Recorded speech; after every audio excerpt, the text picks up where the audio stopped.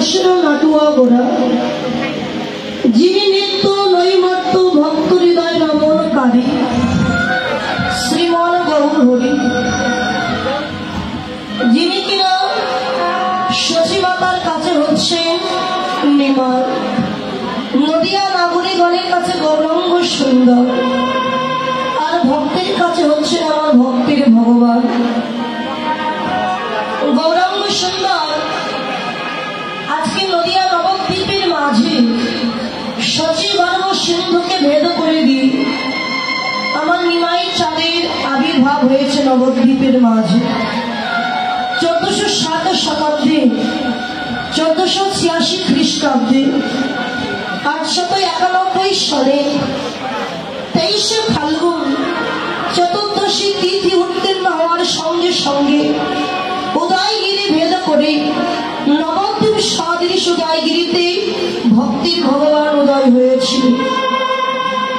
যেমন অত্রিমণির নেত্রমল থেকে বাহ্যিক জগতের চাঁদের উদয় হয়েছিল, ঠিক তেমনি সচিগর্ভ সিন্ধুকে ভেদ করে দিয়ে আজ থেকে আনুমানিক 540 বৎসর আগে শ্রীধাম নদিয়া নবদ্বীপের মাঝে আমার গৌর চাঁদ এসেছিল। হরিনামের বন্যা নিয়ে এসেছিলেন আমার গৌর চাঁদ। তিনি প্রতিজ্ঞা করেছিলেন হিমালয় থেকে কন্যাকুমারী পর্যন্ত হরিনামে জগৎকে ভাসাইব, নিজে হরিনামে কাঁদব, জগৎকে কাঁদাইব। সে গৌরাঙ্গ সুন্দর আজকে রাধা প্রেমের ঋণ পরিশোধ করবার জন্য এই নদিয়া নবদ্বীপের মাঝে গৌর হয়ে আবির্ভূত হয়েছিলেন। রাধে কই শোনো তোয়া প্রেমা, কই শোনো মধুরিমা, কই শোনো সুখী তো ভয়, এটি না বাঞ্ছিত ধান ব্রেজে না হইল পুরাণ, ভাবিয়া কই না পাইল ও, তাই তো ভাবিয়া দেখো না মোরে শ্রী রাধার স্বরূপ বিনে এ বাসনা পূর্ণ কভু নয়। তাই রাধা প্রেম গুরু করি, রাধা ভাব কান্তে অঙ্গে ধরি, নদিয়াতে গিয়ে হব উদয়। রাধে তোমার অদ্ভুত প্রেমের মহিমা কেমন, অদ্ভুত প্রেমের মাধুর্য কেমন, আমাকে নানাভাবে উপভোগ করে যে সুখ তুমি পাও রাধে, এই সুখের বশবর্তী বা কেমন বৃন্দাবনে তো আমার জানা হলো না রাধে। তাই তোমার প্রেম ঋণ পরিশোধ করবার জন্য আগত কলিযুগের মাঝে আমি তেজি কালো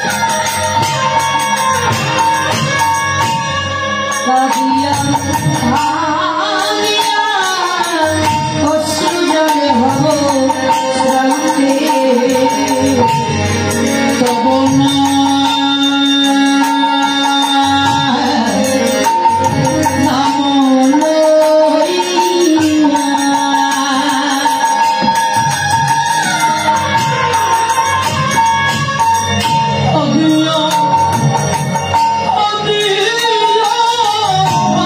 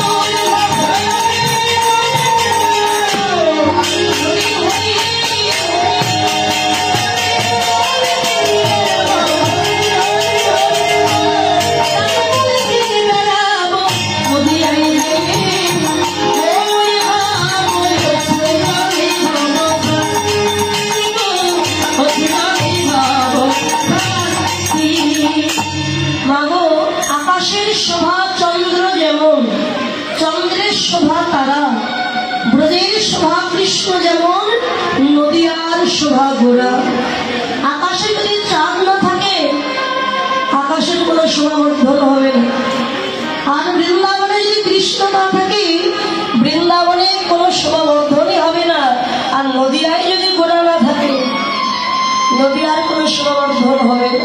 সেই গৌরাঙ্গ সুন্দর আজকে বর্তমানে পুরব লীলার রসে ডুবে গেছে। বৃন্দাবনের শ্রীমতী রায়ধনী কৃষ্ণ দর্শনের আকাঙ্ক্ষায় যেমন অভিসারিণী নেয় সেদিনই গিয়েছিলেন। কোথায় কৃষ্ণ, কত দূরে কৃষ্ণ কৃপা পাবো। আজকে গৌর হরিও সে বৃন্দাবনে রাধা প্রেমে বিভোর হয়ে অভিসারিণী নেয় সুন্দর করে সাজলে। সেদিনই তার যে পারিষদ ভক্ত ছিলেন, বহিরঙ্গ ভক্ত নিয়ে প্রভু করে হরিনাম সংকীর্তন, আর অন্তরঙ্গ ভক্ত নিয়ে প্রভু করে লীলা রস আস্বাদন। ভক্তির ভগবান তিনি গম্ভীরায় মাত্র 3.5 জন ভক্ত নিয়ে লীলা রস আস্বাদন করেছিলেন। ব্রহ্ম গায়ত্রী না থাকবার কারণে মাধবী দেবী ছিলেন অর্ধেকটা, 3.5 জন ভক্ত নিয়ে লীলা রস আস্বাদন করেছিলেন আমার গৌরাঙ্গ সুন্দর। সেই গৌরাঙ্গ সুন্দর আজকে পুরব লীলাকে অনুসরণ করে বৃন্দাবনের রসে বিভোর হয়ে কৃষ্ণ পাওয়ার আকাঙ্ক্ষায় নয়নের জলে মুখ ভাসিয়ে কাঁদছে।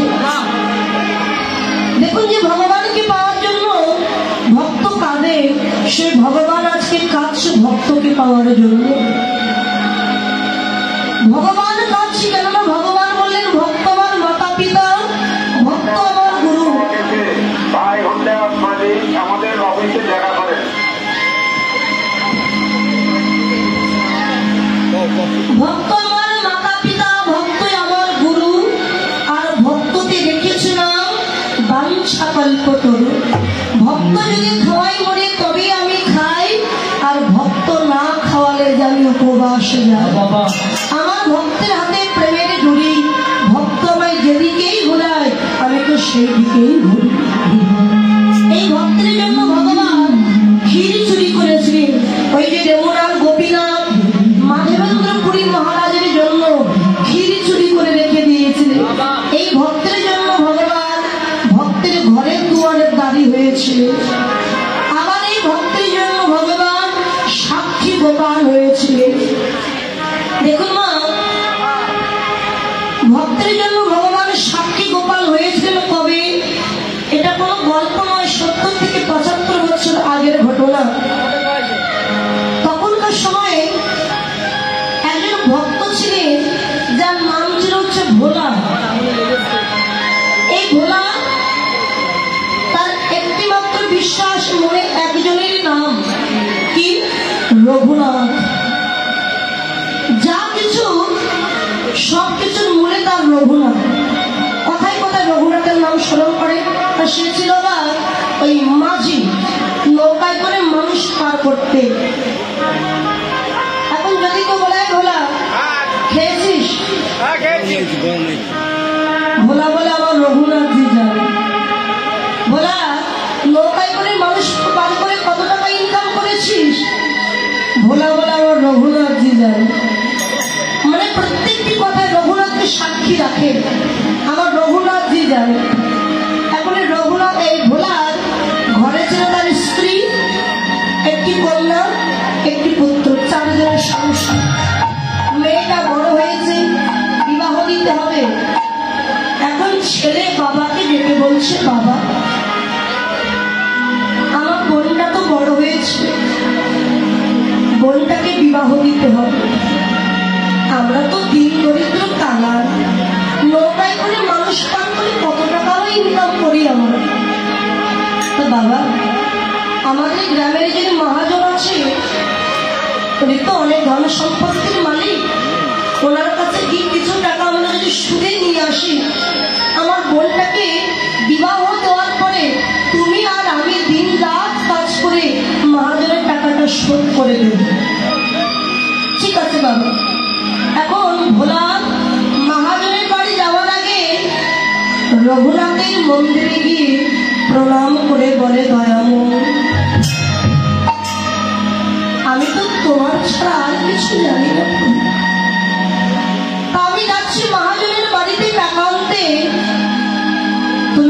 একটু আশীর্বাদ করো, আমি যেন অর্থটা পাই, ভালোভাবে যেন মেয়েটার বিবাহ দিতে পারি।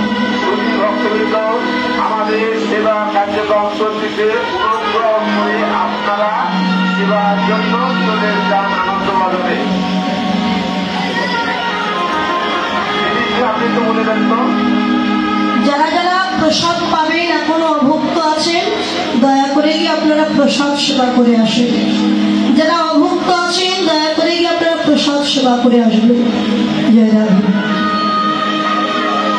রঘুনাথের মন্দিরে প্রণাম করে ভোলা গেছে মহাজনের বাড়িতে। মহাজন যাকে বলেন, কি ভোলা, হঠাৎ আমার বাড়িতে এসেছিস? বাবু, আমি কিছু অর্থ পাওয়ার জন্য এসেছি, মেয়ের বিবাহ দেব তো। ও, তা কত টাকা চাই তো? বাবু, আমার 800 টাকা হলে হবে।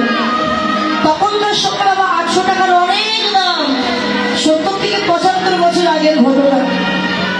তা উত্তর ভারতে তো বলছে 800 টাকা হলে হবে। ঠিক আছে, 800 টাকা দিস। টাকাটা নিয়ে রঘুনাথের মন্দিরে প্রণাম করে বলে, প্রভু তোমার আশীর্বাদে আমি টাকাটা পেয়েছি প্রভু, এবার আমার মেয়েটাকে বিবাহ দিতে পারলে আমি বাঁচি।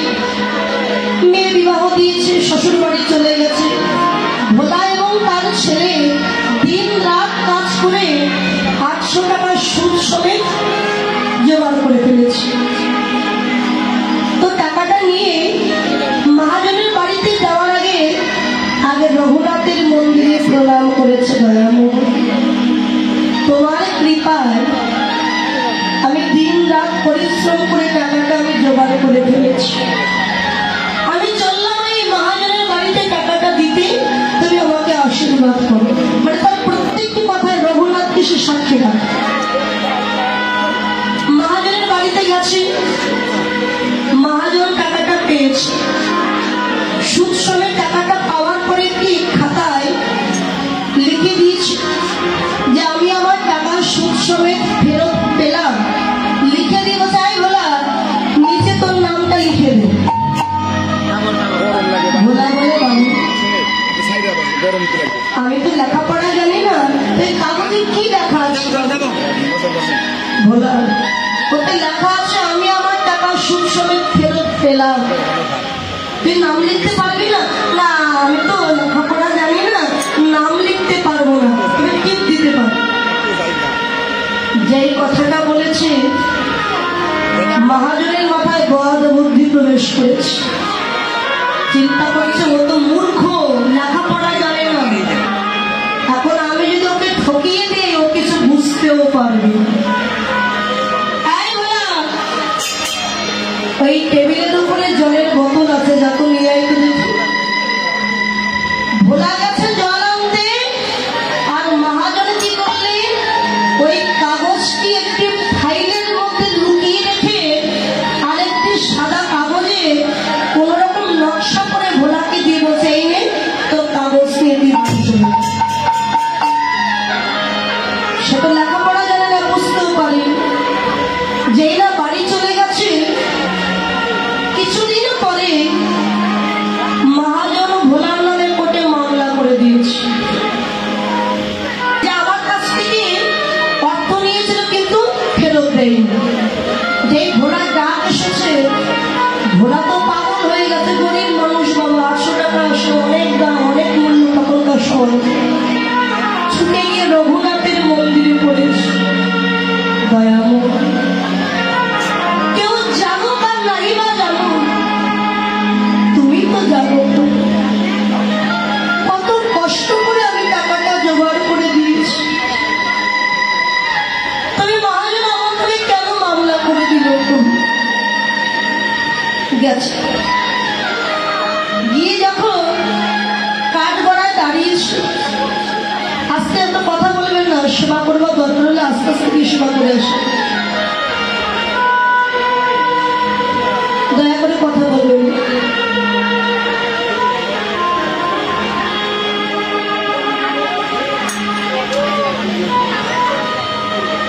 আস্তে আস্তে আস্তে। সমস্যাটা কি?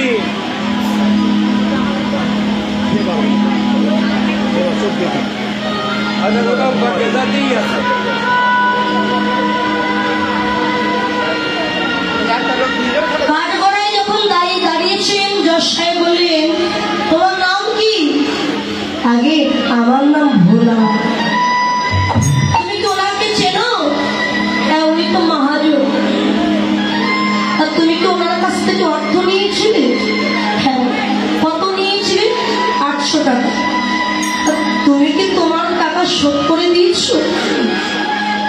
বলে, হ্যাঁ, টাকা শোধ করে দিয়েছি। তুমি যে টাকা শোধ করে দিয়েছো, তোমার সাক্ষী কে? বলে, টাকা শোধ করে দিয়েছি সেটা আমি জানি, আর আমার রঘুনাথজি জানে। জজ সাহেব চিন্তা করলে রঘুনাথ নামে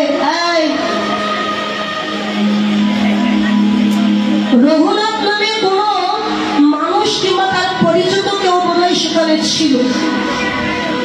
এখন আরেকটি কাগজে ওই রঘুনাথের নামে একটা চিঠি লিখে পাঠিয়েছে। সামনের দিনে, সামনের মামলায় ওই রঘুনাথকে সাক্ষী হিসেবে ডাকা হয়েছে। এখন বাবা, পরের দিন যখন আবার ডাকা হয়েছে, কোর্টের একজন কর্মচারী কাগজটা নিয়ে গেছে ভোলার গ্রামে কাগজটা দেওয়ার জন্য। সারা গ্রাম ঘুরেছে, কিন্তু রঘুনাথের বাড়ি আর পেল না। যখন বিকাল হয়ে গেছে, দেখতে পেল রাস্তার ধারে বিশাল বড় একটা মন্দির, আর পুরোহিত দাঁড়িয়ে আছে। তা কোর্টের কর্মচারী গিয়ে পুরোহিতকে ডেকে বলছে, আচ্ছা বলতে পারে এখানে রঘুনাথের বাড়ি কোথায়? পুরোহিত বলে, দেখো বাবা, রঘুনাথ বলে তো এই গ্রামে থাকে না, কেউ থাকে না, তবে রঘুনাথের মন্দির আছে, এটাই হলো সেই রঘুনাথের মন্দির। কর্মচারী চিন্তা করছে, রঘুনাথকে তো পেলাম না, আর এই কাগজ নিয়ে যদি আমি ফিরে যাই, যার সঙ্গে আমাকে খুব বকাবকি করে, তার চাইতে বলো কাগজটা এই রঘুনাথের মন্দিরে দিয়ে আমি চলে যাই। এই পুরোহিত, এই কাগজটা আপনি আপনার রঘুনাথকে একটু দিয়ে দেবেন। পুরোহিত সেই কাগজটা পড়ে দেখে, বাবা, ভোলার জন্য স্বয়ং রঘুনাথকে সাক্ষী হিসাবে ডাকা হয়েছে। কাগজটি নিয়ে রঘুনাথের কাছে গিয়ে বলে, দয়াময়, যে ভোলা তোমায় ছাড়া আর কিছুই জানে না, প্রত্যেকটি কথা তোমায় জানাই, তোমাকে সাক্ষী রাখে, আজ তোমাকে সাক্ষী হিসাবে কাঠগড়ায় যাওয়ার জন্য কাগজ পাঠিয়েছে, তোমাকে যে যেতে হবে। এদিকে ভোলা ছুটে এসে রঘুনাথের মন্দিরে প্রণাম করে বলছে, প্রভু, আমি আগে গেলাম, তুমি পরে আসলেও হবে, সাক্ষী হিসাবে তুমি তো সাক্ষী, পরে আসলেও হবে, আমি আগে যাই। কতটা বিশ্বাস দেখুন, একটা পাথরের মূর্তি, সে যাবেন কিনা এই বিশ্বাস থাকবে। সে চিন্তা করছে, আমি বলেছি যাবে, কিন্তু সে পাথর কি মাটি এটা দেখছে, ভাবছে আমার কথাই সে যাবে। তো প্রণাম করে যখন ভোলা চলে গেছে, পুরোহিত রঘুনাথকে ডেকে বলে, দয়া করো, স্নান করে দিয়েছিল, সেবা দিয়ে দিলাম, এবার যাও, তোমার ভক্তের জন্য তোমাকে যে কাঠগড়ায় গিয়ে সাক্ষী দিতে হবে। পাথরের মূর্তি থেকে রঘুনাথ বলে, পুরোহিত, কি করে যাব আমি যে একটা পাথরের মূর্তি, আমি কি হাঁটতে পারবো, চলতে পারবো? পুরোহিত বলে, দয়াময়, পাথর হয়ে তুমি যদি কথা বলতে পারো, পাথর হয়ে কি তুমি চলতে পারবে না? ভক্তের কথার জালে ভগবান জড়িয়ে গেছে। ভোলা যখন কাঠগড়ায় গিয়ে দাঁড়িয়েছে, জজ সাহেব বললেন, ভোলা, তোমার সাক্ষী কোথায়? সাক্ষী এসেছে? হ্যাঁ। কোথায় তোমার সাক্ষী? আমার আমার সাক্ষী, তাকে না ডাকলে যে কখনো কোনোদিন সামনে আসে না। জজ সাহেবের অনুমতি পেয়ে হোটেলের পিওর বাহিরে দাঁড়িয়ে ডাক দিয়েছে, রঘুনাথজি হাজির হন, রঘুনাথজি হাজির হন। যে তিনবার নাম ধরে রেখেছে সবাই দেখতে পেল ধুতি পরা একজন বৃদ্ধ লোক, চুলগুলো কোঁচকানো, কালো কুচকুচে অঙ্গের বড়, এক হাত দিয়ে ধুতি ধরে আর এক হাতে লাঠি টাঙিয়ে ওই কাঠগড়ায় দাঁড়িয়ে বলছে, আমি হলাম রঘুনাথ। ও তুমি রঘুনাথজি? হ্যাঁ আমি হলাম রঘুনাথ। জজ সাহেব বলেন, আচ্ছা রঘুনাথ, ভোলা যে টাকাটা ফেরত দিয়েছিল তার প্রমাণ কি? তুমি তো ছিলে সেখানে, প্রমাণ কি? জজ সাহেব, আপনি মহাজনকে এখানে আটকে রেখে আপনার একজন কর্মচারীকে তার বাড়িতে পাঠিয়ে দিন, দেখবেন 312 নম্বর ফাইলের ভিতরে কাগজটা লুকিয়ে রেখেছে, যেখানে লেখা আমি আমার টাকা সুদ সমেত ফেরত পেলাম। একজন কর্মচারী গেছে, গিয়ে আলমারির ভিতর থেকে ফাইলটা বাহির করে দেখে সত্যি লেখা আমি আমার টাকা সুদ সমেত ফেরত পেলাম। কাগজটা যখন এনে জজ সাহেবকে দিয়েছে, জজ সাহেব সবকিছু বিচার বিবেচনা করে মহাজনকে শাস্তি দিয়েছে, ভোলাকে ছেড়ে দিয়েছে।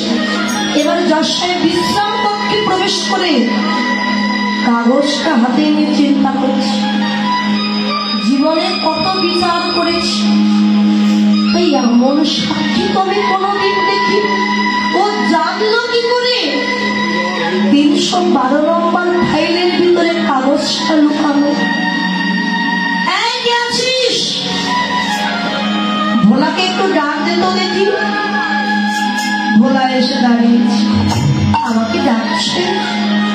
তাই ভোলা, এই যে রঘুনাথ নামে যে ভদ্রলোক তোমার নামে সাক্ষী দিল তোমার হয়ে, এই রঘুনাথ কি তোমার গ্রামের কেউ, আশেপাশের বাড়ির মানুষ? না না, তোমার আত্মীয় না গো। তাহলে কোথায় থাকে তোমার রঘুনাথ?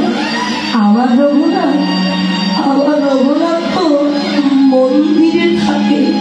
ও বুঝতে পেরেছি, ওই মন্দিরে পুরোহিত বুঝি তোমার রঘুনাথ? না, পুরোহিত নয়, আমার রঘুনাথ তো ওই মন্দিরের ভগবান। সেই বলেছি ভগবান চোখ খুঁজেছে। কি কি বললে তুমি?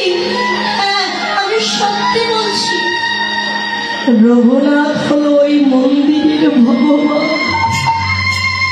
কথাটা শুনে জজ সাহেব উন্মত্ত পাগলের মতো ছুটতে ছুটতে ভোলার গ্রামে গিয়ে ওই রঘুনাথের মন্দির খুঁজে মন্দিরের দুয়ার খুলে দিয়ে রাখে সেই বৃদ্ধ লোক, ধুতি পরা, চুল কোঁচকানো, বেদির উপরে দাঁড়িয়ে আছে, তবে মানুষ নয়, পাথরের মূর্তি হয়ে দাঁড়িয়ে আছে স্বয়ং ভগবান। ছুটে গিয়ে জজ সাহেব আছাড়ি খেয়ে পড়েছে রঘুনাথের চরণে।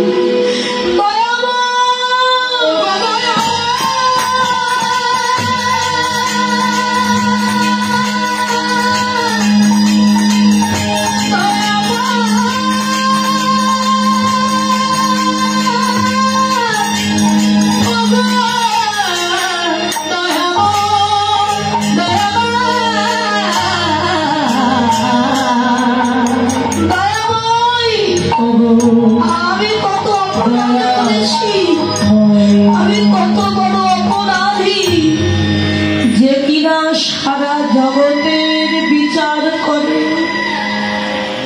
আমি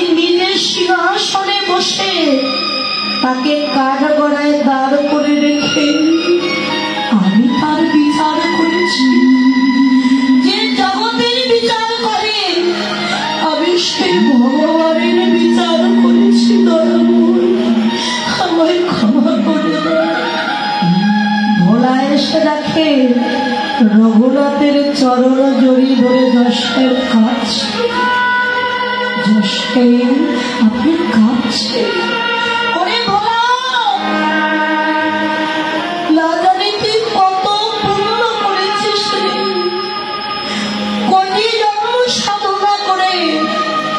যে ভগবানের চরণ পাওয়া যায় না, সেই ভগবান আজকে সাক্ষী গোপাল রূপে তোর নামে কাঠগড়ায় দাঁড়িয়ে সাক্ষী দিয়েছে তুই যে পরম ভক্ত। তোর মতো এমন বিশ্বাস ভক্তি না হলে কোনদিন ভগবানের কৃপা হয় না। ভোলা আমার ভাগ্যে তো হলো না প্রভুর কৃপা। তুই তো পেয়েছিস রঘুনাথের কৃপা। সাধুগুরু বৈষ্ণবের বদনে শুনেছি যদি বৈষ্ণবের কৃপা হয় তাহলে নাকি ভগবানের কৃপা হয়। তুই তো পরম বৈষ্ণব, আমায় দেনা কিঞ্চিত ভক্তি। কেন আর দূরে দাঁড়ায় আছি? আমি যে কত জন্মের অপরাধী, আমায় কিঞ্চিত প্রেম ভক্তি দান করে দে ভক্ত রে। একবারই আয় ভক্ত, ভক্ত আমার হৃদয়ে একবার আয়।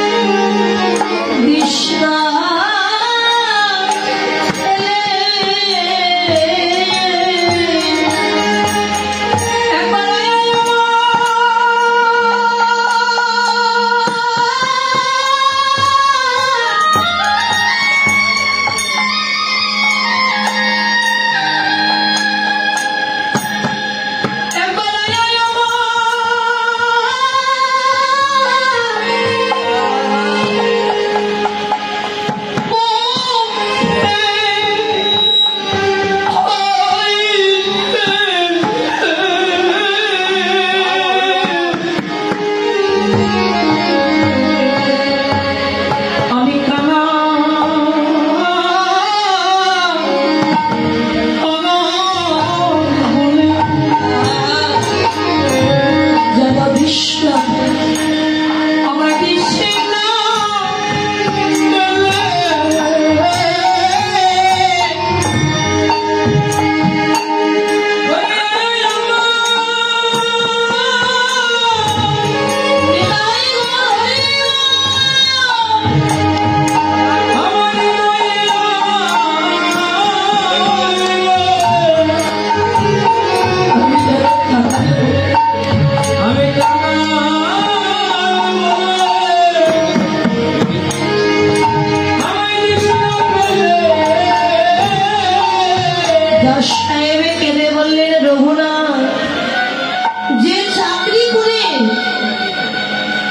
স্বয়ং ভগবানের বিচার করেছি, ওই চাকরি আমি আর করব। বৈরাগ্য ভাব মনে এলো, চাকরি ছেড়ে দিয়ে রাজ আভরণ পরিত্যাগ করে পরিধান করলেন গেরুয়া বস্ত্র, স্কন্ধে নিলেন ভিক্ষার ঝুলি, ঝুলি নিয়ে চললেন ভোলা। তুই তো ঘরে বসেই তার কৃপা পেলি, আমি তো পেলাম। আজ আমি চলেছি বৃন্দাবন, তুই তো পরম ভক্ত, আমাকে একটু আশীর্বাদ কর ভোলা। বৃন্দাবনে গিয়ে আমিও যেন আমার কৃষ্ণ কৃপা লাভ করতে পারি। ভিক্ষার ঝুলি কাঁধে নিয়ে চলে গেলেন বৃন্দাবনে। বৃন্দাবনে 5,500-এর বেশি মন্দির, যতগুলো মন্দির, মন্দিরের দুয়ারে দাঁড়িয়ে ভগবানকে প্রণাম করে দাঁড়িয়ে দাঁড়িয়ে অঝর ঝরাই কাঁদে। ভক্তগণ বলে, যে আপনি দাঁড়িয়ে আছেন কেন, বসুন না গো। একদিন আমি এমন করে ভগবানকে দাঁড় করে রেখে নিজের সিংহাসনে বসে আমি স্বয়ং ভগবানের বিচার করেছি। তাই প্রতিজ্ঞা করলাম আর কখনো কোনোদিন ওই ভগবানের সম্মুখে আমি আর বসব, এইভাবেই দাঁড়িয়ে থাকবো, দেখি প্রভুর কৃপা পাই কিনা। বৃন্দাবনে তাল পাতা দিয়ে ছোট্ট একটি কুটির নির্মাণ করে সেখানেই বসে বসে আমার ভগবানকে ডাকতেন, দয়াময় কবে তোমার কৃপা পাবো, কবে তুমি কৃপা করে দেখা দেবে দয়াময়। বসে বসে যখন কাঁদতেন, ওই ভক্তের জন্য স্বয়ং ভগবান এসে একদিন দাঁড়িয়েছিলেন। ভক্ত,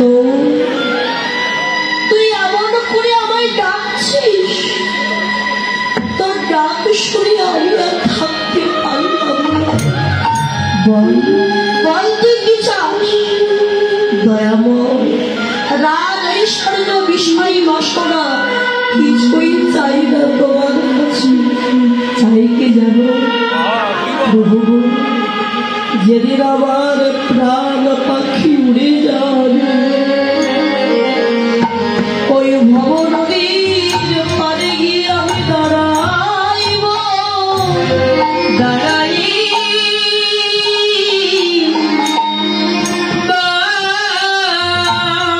সেদিন তুই আমার আপন বলতে কেউ থাকবে না, সেদিন তুমি আমার বান্ধব হইয়া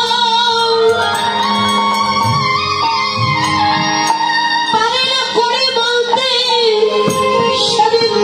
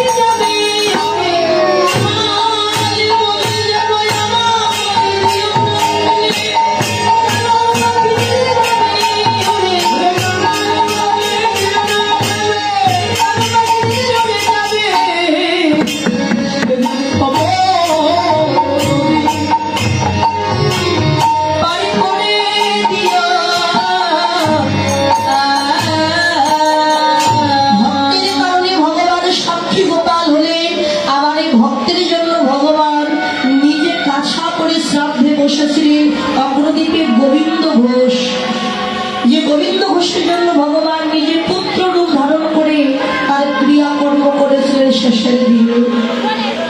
সেই ভক্তির ভগবান আজকে বৃন্দাবনের রসে বিভোর হয়ে ভক্তের জন্য কাঁদছে রাধা রাধা বলে। কৃষ্ণ ভক্ত বাবু তিনি 500 টাকা দান করেছেন, দাদা ভাই তিনি 100 টাকা দান করেছেন, আশীর্বাদ করবেন।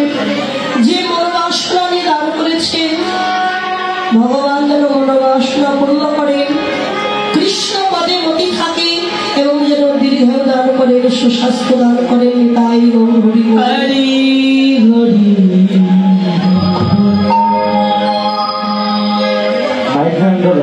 সাউন্ডটা একটু বাড়িয়ে দিয়ে যান তো, সাউন্ডটা একটু বাড়িয়ে দিয়ে যাবেন করে।